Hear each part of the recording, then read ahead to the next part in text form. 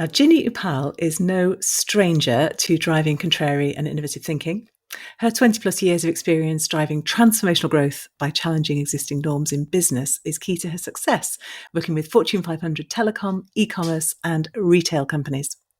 As a business and tech growth strategist, board advisor, and thought leader, she continues to pave innovative paths to progress and success. And her new book is called Inaction, Rethinking the Path to Results. And I say in action advisedly because it's in/action, isn't it, Jinny? That's And right. maybe we should start by talking about that. It is. Well, it's wonderful to be here, Alison. Thank you for Great to having have me. you here. So tell us about that title and the in/action. Where did it come from, and what was the sort of the idea for the book? A lot of authors, when they start writing a book, don't pick a title because very often you don't know you think you know what you're going to write about, but it can evolve. You have a working title, don't you? But I it's not the one. I had a working title, and my working title was The Power of Inaction, which sounded very catchy and very crisp and nice, 3 words. What happened is within a month or two of my starting to write the book, I realized that the book isn't actually about inaction per se. The book really, my intention in writing the book was if we want to drive results, our default mode of operation is to take action and a lot of action. And the more ambitious we are, the more you want to take action. I myself subscribe to the I'm action oriented, mantra. Just do it. And the book really started as an exploration and curiosity on is it really the tangible moments of action that drive results, or is it those moments of thoughtful pauses, inactions, which I have had in my own life? I don't like those moments of inaction because it looks like I'm not doing anything productive. But that's where creative ideas and inspired thought is born. And what comes out of that is inspired action. So when the time came to finalize the title, I got feedback from my audience and people who had been following me. And really, the best. It's like I wanted to say both. Like the title is whatever you want to make of it. You can call it inaction, or you can call it in space action. So I put a slash in between. So it wasn't just a play of words. It is truly a representation of the book. It's about moments of inaction that lead to inspired action. And it's such an interesting concept. I love the way that you gave personal examples of times when you have taken action disastrously in your personal life, but also Right. sort of historical moments where what looked like inaction, what looked like an inability to make a decision, was actually really strategic. I don't know if you maybe want to give a couple. I thought the military example that you gave was really interesting. The book starts with a story from the French invasion of Russia, where Napoleon was headed to Russia. It was one of the last big things for him to conquer. And normally by then the warfare strategy was if somebody's coming your way, you either arrest them on their way, you counterattack, or at least you defend. So he was headed to Moscow, and General Kutuzov was the head of the Russian army at that time. Everybody expected him to do something about it. You either put people out there to catch Napoleon on his way, or at least you get ready for defending Moscow. General Kutuzov instead chose to retreat.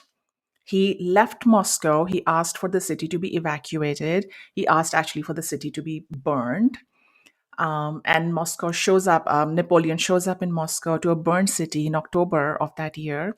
Cold, there's nobody to surrender. So he can't even call it a win. It's almost like a weird situation that Kutuzov created where Napoleon cannot clearly call it a win. And he knows he's got to go back to France because cold in Russia is not a place where he can survive. And it's only when he was headed back.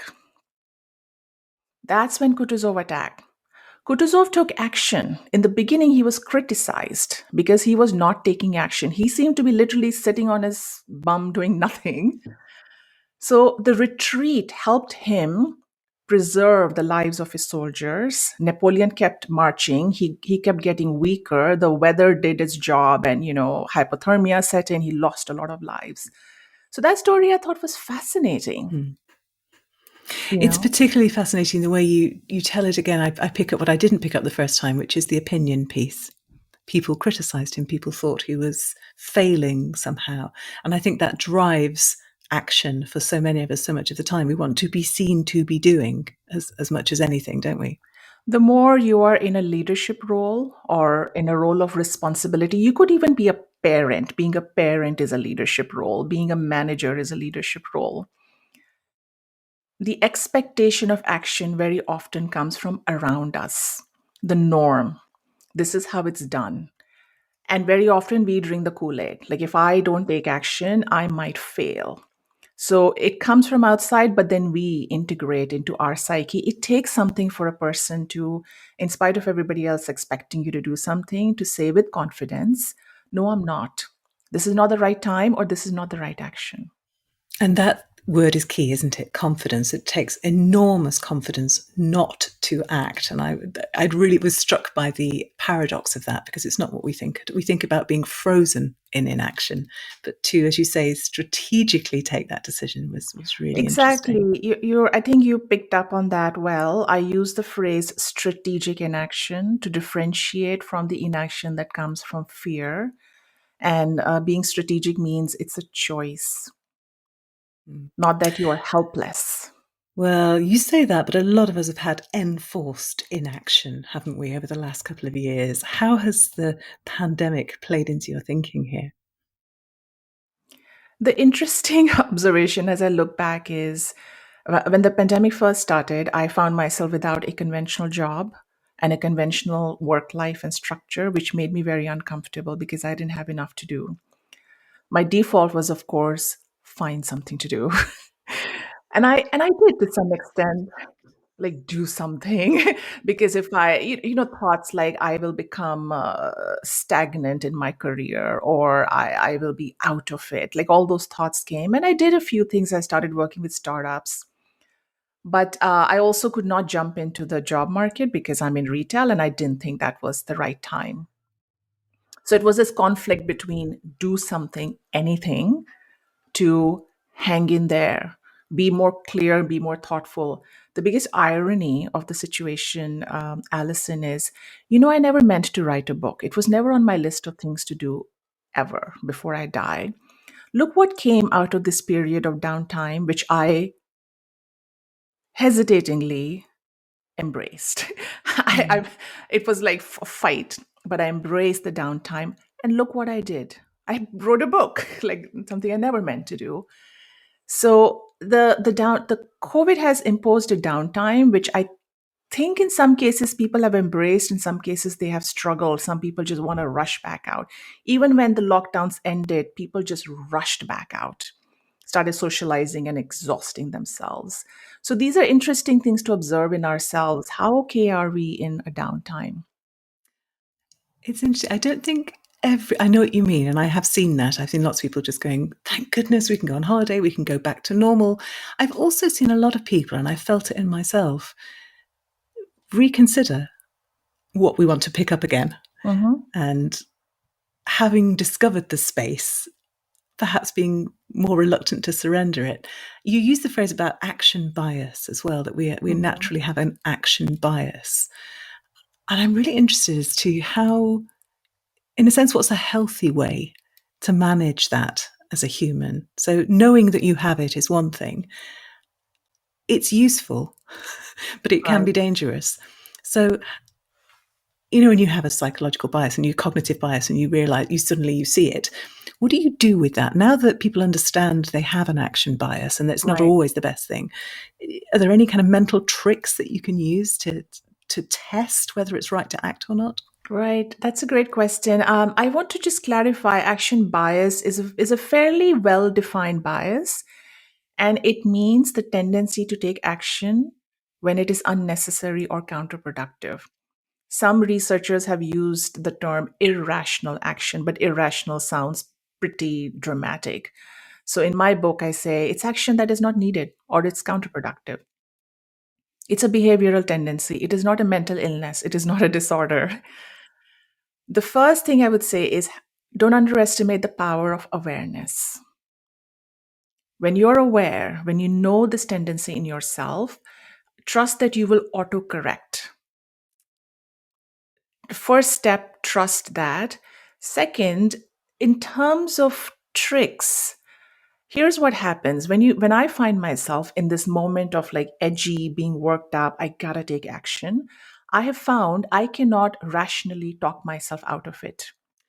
If I was speaking to somebody, maybe they will coach me, but in life we have these moments when we are on our own. So the question is, how do I know whether this urgent need to act is coming from a confidence that this is the right thing to do versus an irrational, you cannot tell. The best signal I have found to know that I am about to be impatient or take irrational action is physical signals in the body. And I find this not only in myself, but people I interviewed with. There is something in your body that'll change, that'll tell you you're being edgy or you're being impatient. For some people, a Dutch entrepreneur I interviewed, he said in a meeting when things are going wrong, there's healthy tension, friction, there's unhealthy tension, friction. And he says, my body constricts. And that's when he knows it's time to take a break. It's time to step away. So it's not just awareness of your thoughts, it's awareness of your body and the signals that it's giving you as well. I think you might not even be aware of your thoughts, or you might believe the thoughts are justified. It's Yeah, the body brilliant. signals are so tangible. In this moment, you need a tangible, hard signal. And physical signals are tangible, hard. They are pretty black and white. In my case, I will feel the buzzing in my head. It's pretty, you can't, there's nothing to rationalize about it. I don't have to talk myself into saying the head is buzzing. Head is buzzing. I gotta stop. Brilliant. You said you didn't mean to write a book. Tell us how it happened. It was a bit of an incremental set of steps. I had done a public speaking course with the intention of training myself for my next job. I did have a vision for my life. I do have a vision for my life. And I thought, this will be good. Public speaking, storytelling was a skill that I thought I didn't have enough of.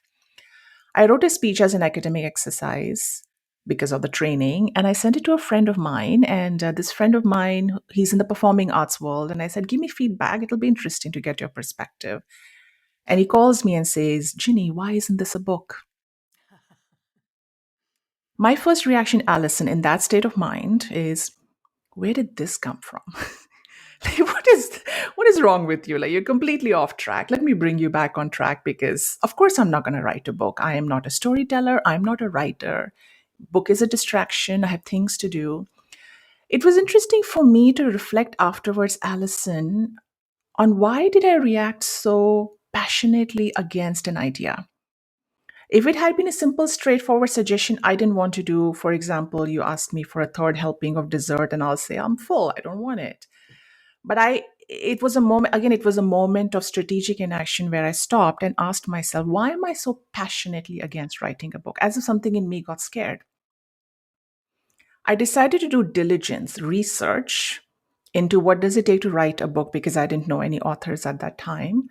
And I kept telling myself, I will not write the book. I'm just doing research so that I can make an informed no. The thing about research is the more you learn about something, the more accessible and approachable it becomes. The fear, whatever fear I might have had, even in saying no, I leveraged strategic inaction where my no wasn't final until I do more research. And sure enough, I meet a couple of people. One is the head of publishing for the publisher I have, and the head of a book writing program. And I spoke to them, and it just became possible. I was like, oh, I'd love to be a part of this. Like, it was, my yes was very organic. I wasn't trying to force myself. I wasn't doing the, leap and the net will appear or just do it. And the whole process took a few weeks of research, and I decided to write a book, and I signed up for the program, and I did publish the book. And what did you discover about yourself as you wrote? One general observation, which is gratifying, is that all the opinions I had about what I cannot do, what I am not, I'm a business person. I have this identity that I'm a technologist, I'm a business person, I'm practical, I'm black and white. Writing a book is a very creative process, even a nonfiction book. And I realized there's no such thing as I can't. Of course, I can. A lot of it is training.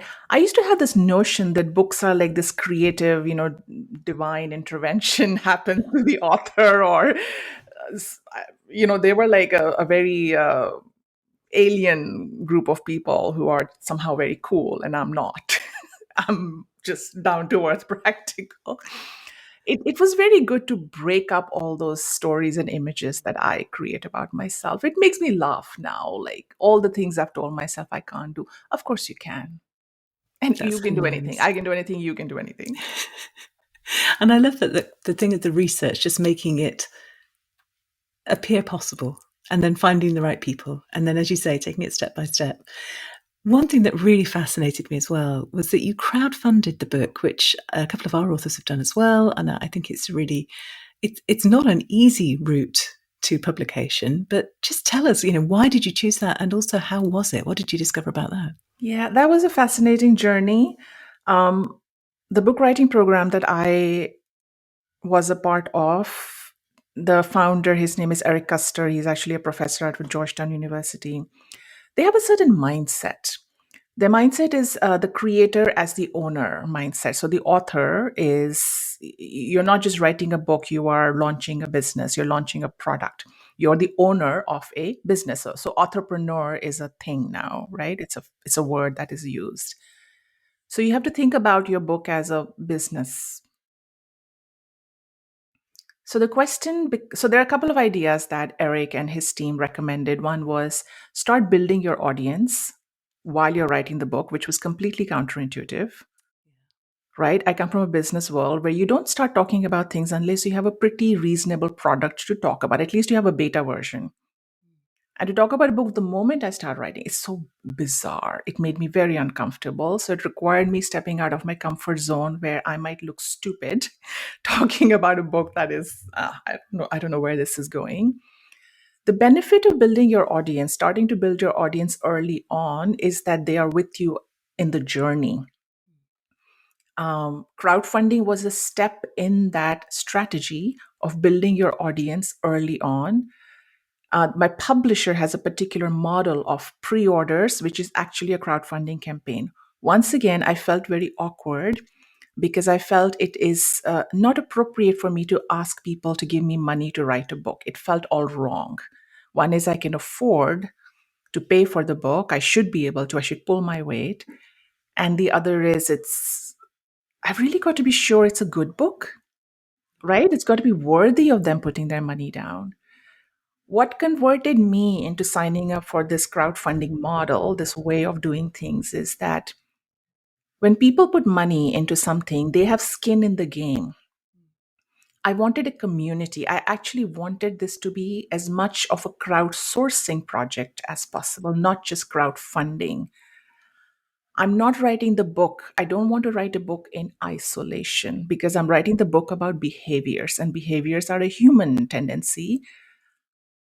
If I go off in a cave and write on my own, I might be disconnected from the reality of what's out there. So, crowdfunding actually was more of a crowdsourcing initiative. I want people to come along for the journey. And they did. It was very successful to my surprise. In the beginning, of course, people signed up because they knew me. But then, before I knew it, I started doing book talks, and people who didn't know me at all were participating. And that was a huge signal to me, Alison, that this book is Yeah. worthy. The topic is worthy. It's already resonating. I imagine it's also when you run out of energy, it's wonderful to be able to borrow other people's energy, isn't it? And their enthusiasm and your accountability to them. That's one of the great things about being supported by people as you write a book.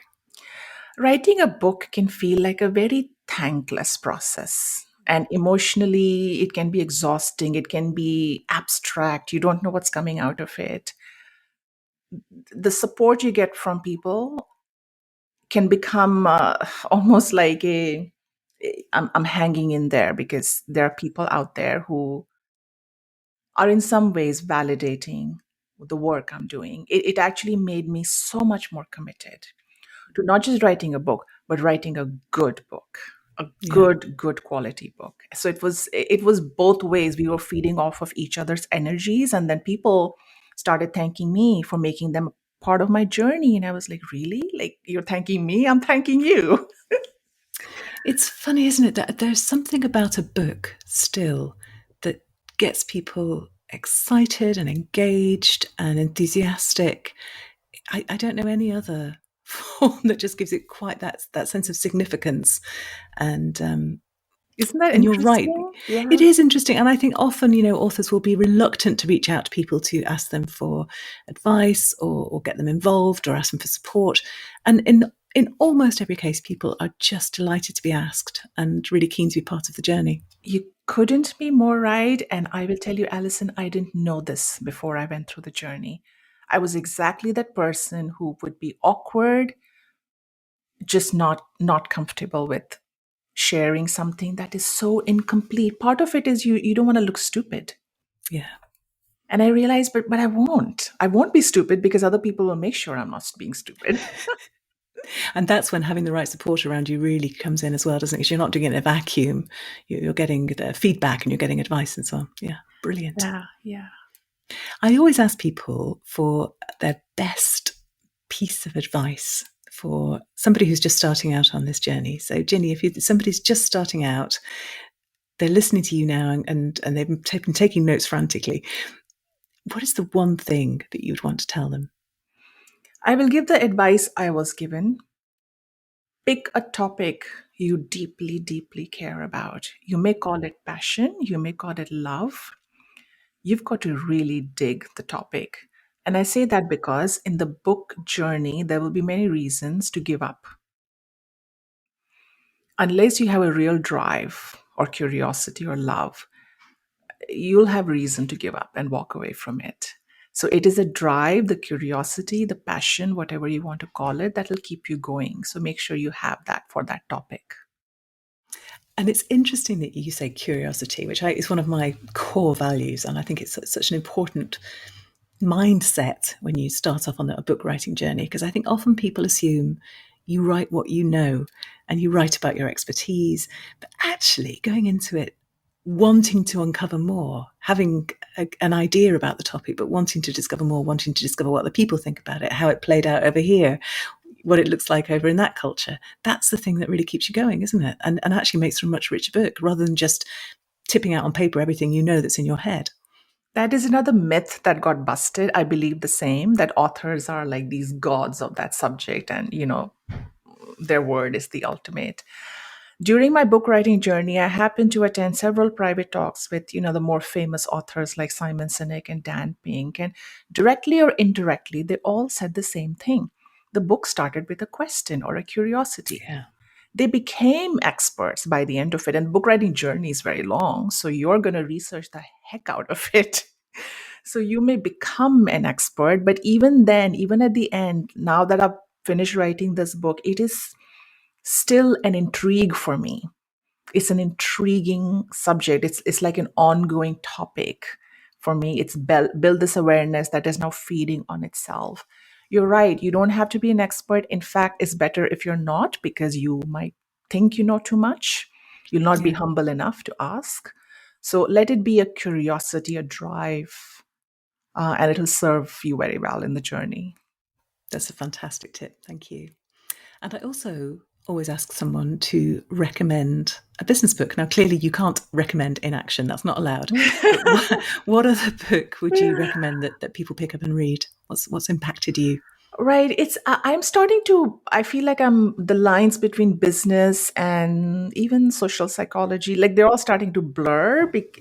And the book that helped me during my writing journey was Adam Grant's Think Again. Yeah, it's wonderful. Yeah. Yeah. The topic itself, the subject itself is Think Again. And my book, Inaction, Rethinking the Path to Results, is about rethinking what drives success. Is it action or inaction? So I think that was a good book, and I like Adam Grant. I like his style. Yeah, he writes beautifully, doesn't he? And you're right, it's such a powerful. You sort of want to press it into the hands of every world leader, don't you? Correct. Sure, that will be good. Brilliant. Great recommendation. And Ginny, if people want to find out more about you, more about the book, more about what you do in the world, where should they go? I would love to listen hear from people whether they disagree or agree with the topic. And the best way to contact me is, on LinkedIn or DM me on Twitter. I'm easy to find, Jinny Uppal, JINNYUPPAL. And my website is jinnyuppal.com. And the book is available to buy on Amazon, Barnes and Noble, and other online outlets. Perfect. Well, I will put those links up on the show notes at extraordinarybusinessbooks.com, along with the transcript of our conversation. And thank you, Jinny. Just fantastic insights. Great to hear your story, but also you've really made me think about the topic and what more can you ask? Thank you. Thank you so much for having me.